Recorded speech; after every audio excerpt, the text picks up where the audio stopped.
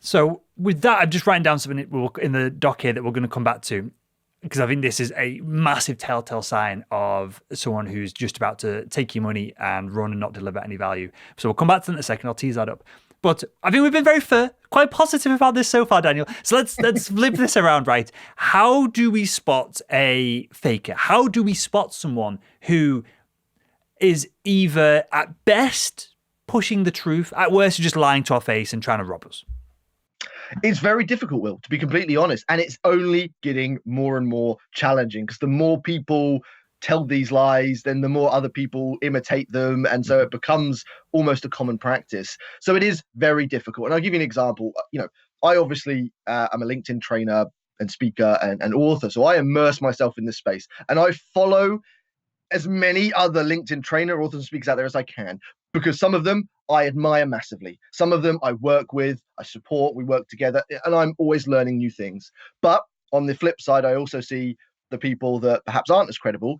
The reality is they're both making the same noise. They're both writing the same posts. They're both making the same claims.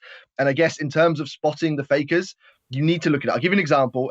We're not going to name names today, but there is someone who on Facebook is very good at selling LinkedIn courses. Now, this person is probably one of the biggest Facebook LinkedIn experts. But when you actually go to their LinkedIn profile and look at their LinkedIn content and their engagement, they is minimal.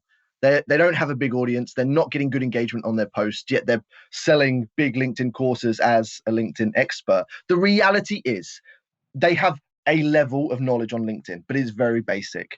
What they are better at is selling on Facebook.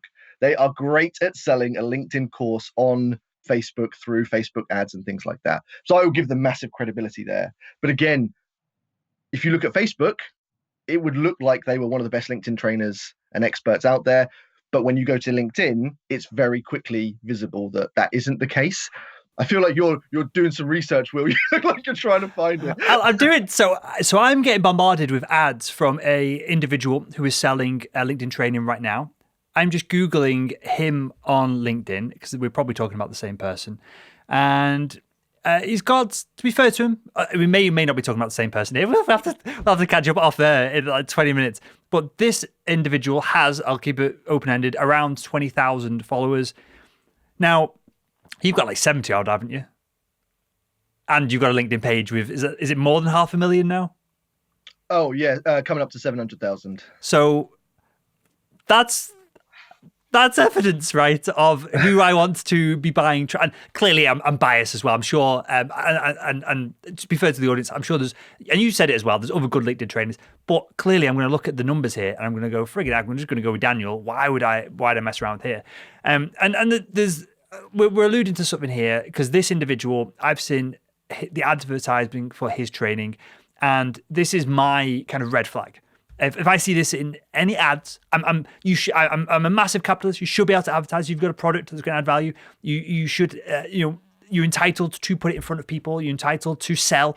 It's a social selling show. I'm all for selling. But this individual is not quite 100% on infomercial, get rich quick, but there's a level of do 3 steps and have massive success.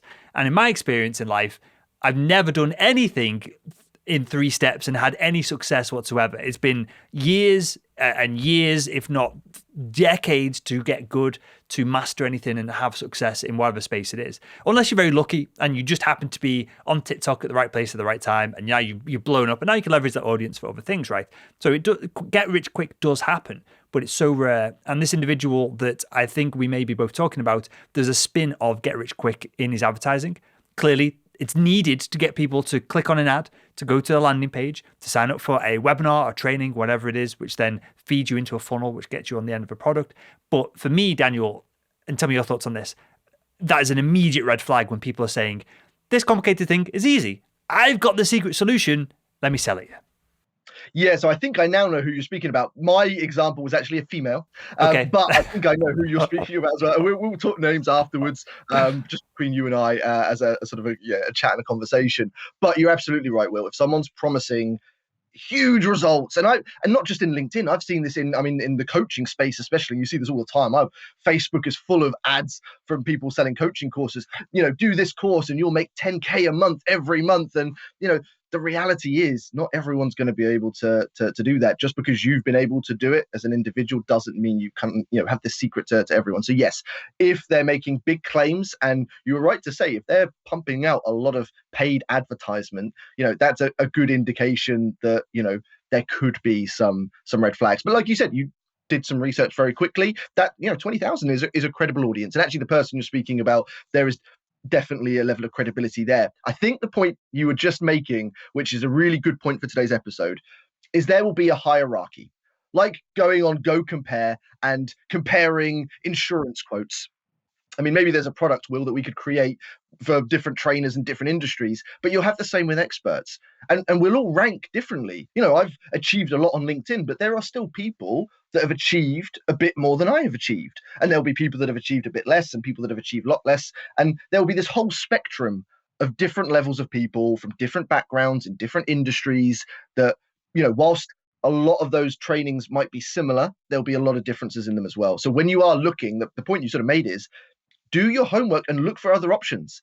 I mean, it sounds like common sense, but a lot of people, unfortunately with social media, they'll get suckered into content, into these videos, and they'll make decisions without thinking and without looking for other alternative quotes. And we talk about this in sales, a decision maker might get 3 to 5 different quotes before they choose a supplier or a salesperson to go with. And as a person consuming online courses or hiring someone, look at your other options. I don't mind it, when people are choosing for a trainer or a speaker, I'm all for it.